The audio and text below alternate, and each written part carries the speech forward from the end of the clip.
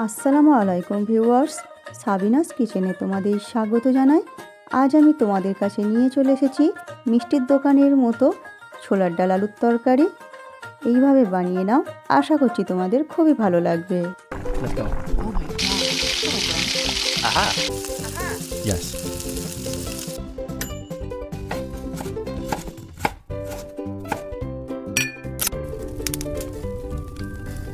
Wow. Thank you. ছোলার ডাল 1 ঘন্টা আগে আমি ভিজিয়ে রেখেছিলাম।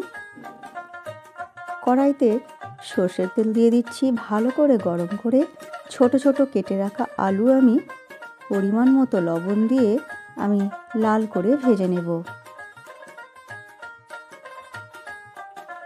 আলু আমি উল্টে পাল্টে লাল করে ভেজে নিচ্ছি। ভেজে তুলে নেব আমি।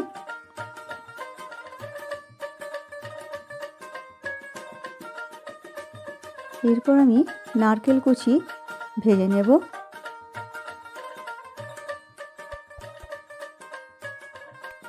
নারকেল কুচি আমি হালকা লাল করে ভেজে নেব, বেশি লাল করে ভাজবো না। বেশি লাল করে ভাজলে স্বাদ নষ্ট হয়ে যাবে।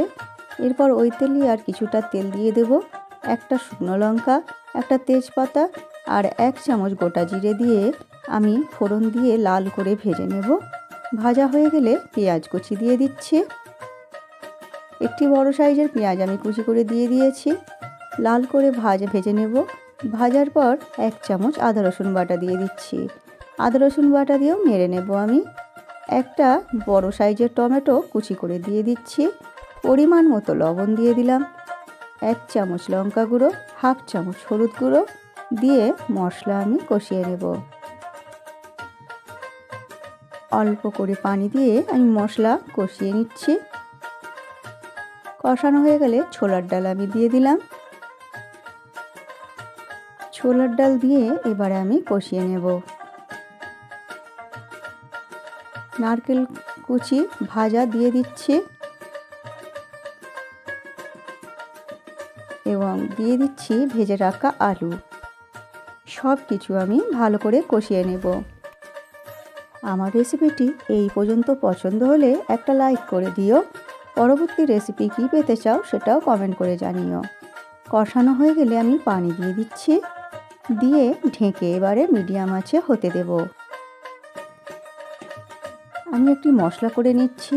1 চামচ মৌরি, 1 চামচ গোটা ধনে, 1 চামচ গোটা জিরে, সব কিছু দিয়ে আমি হালকা করে ভেজে নেব। একটা সুন্দর গন্ধ বের হলে বন্ধ করে দিয়ে আমি গুঁড়িয়ে নেব। এই ভাজাটা আমি একদম হালকা আঁচে ভেজে নিচ্ছি। ভেজে গুঁড়ো করে নেব। দেখো এই রকম গ্রেভি রাখতে হবে। এরপর আলুটা কিছুটা গলিয়ে দিচ্ছি। 1/2 চামচ চিনি দিয়ে দিলাম আর ভাজা মশলা যেটা গুঁড়িয়ে রেখেছিলাম সেটা দিয়ে দিলাম নামাবার আগে। এরপর 5 মিনিট অল্প আঁচে আমি ফুটিয়ে নেব।